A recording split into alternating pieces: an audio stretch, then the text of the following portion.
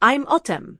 Standing on the terrace of my penthouse at sunset, I watch the city lights twinkling against the darkening sky. 6 months have passed since the court proceedings ended, and I'm finally free from the shadow of my family. It all started when I received a call from Detective Lily Green of the Real Estate Regulatory Division. I was in my non-profit office, reviewing budget reports, when my phone rang. "Ms. Thompson?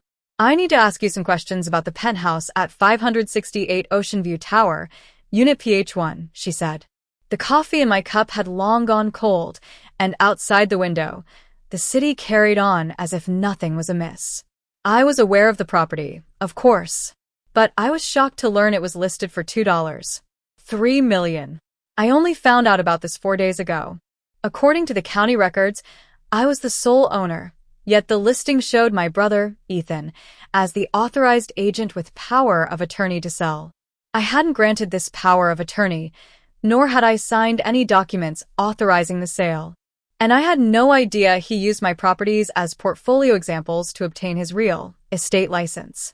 Detective Green asked me to come to her office that afternoon, bringing all relevant documents. As I sat across from her, she listened intently as I recounted the whole story. My family comes from an upper-middle-class background. My parents, Mr. and Mrs. Thompson, are very status-conscious. My mother is controlling, always believing she knows what's best for everyone. My father is impatient and dismissive of my choices. My sister, Olivia, is self-centered and always eager to show off her achievements on social media. 7 years ago, at 25, I bought the penthouse with the down payment I saved for my first property flip. My father laughed at me, saying that downtown penthouses were not for girls majoring in social work. But I was determined. I paid off the penthouse in 3 years through smart property management of my other assets. My nonprofit, which I've been running for 8 years, provides transitional housing for 40 formerly homeless veterans across 3 buildings I own.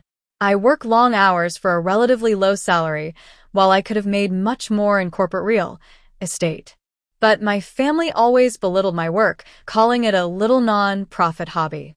One day, we had brunch at an upscale restaurant. My mother had booked a private room with a view of the harbor. My father slid a purchase agreement across the table and said, $3 million.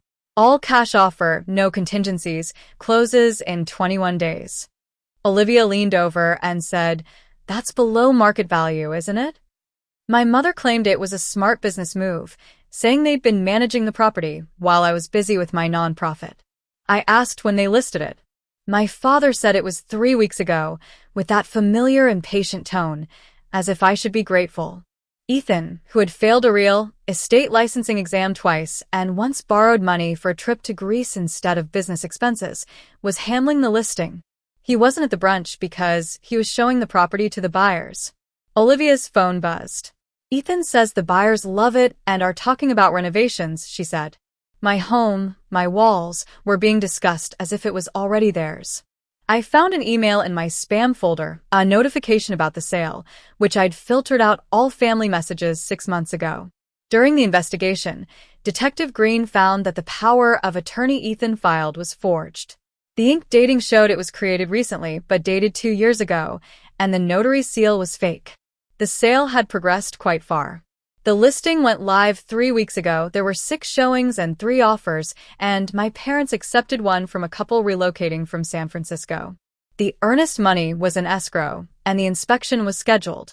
The buyer's agent noticed something odd and alerted the authorities. The buyers were devastated as they had already made many arrangements. Ethan used interior photos of my penthouse without permission to build his portfolio for the license. The investigation moved forward step by step.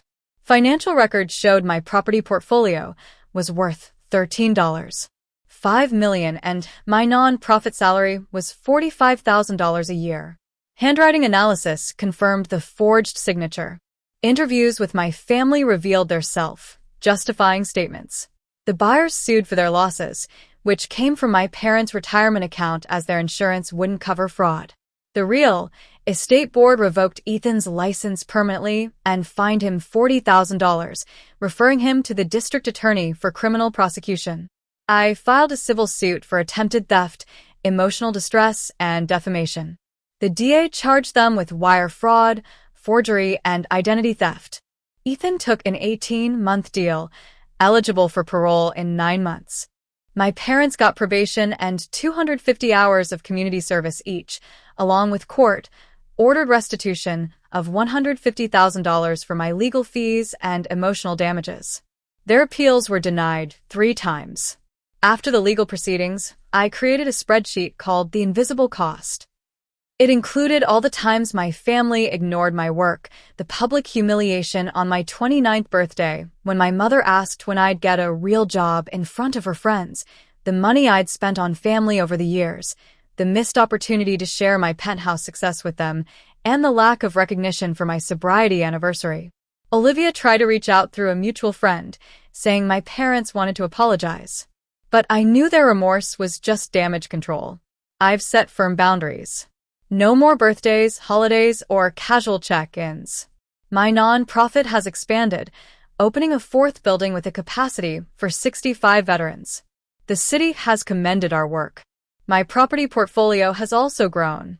Ethan now works at a car dealership in another state. My mother volunteers at a community center under court order, and my father's golfing friends stopped calling after the news broke. My phone buzzes. It's a text from Detective Green. Ethan just finished his first semester at community college. He's studying business and wants to work in non-profit housing management. Thought you'd want to know your work is making a difference. I do want to know. It's the ripples, the impact, and the lives changed that matter now, not the family who never understood me. The account is closed and I'm finally free.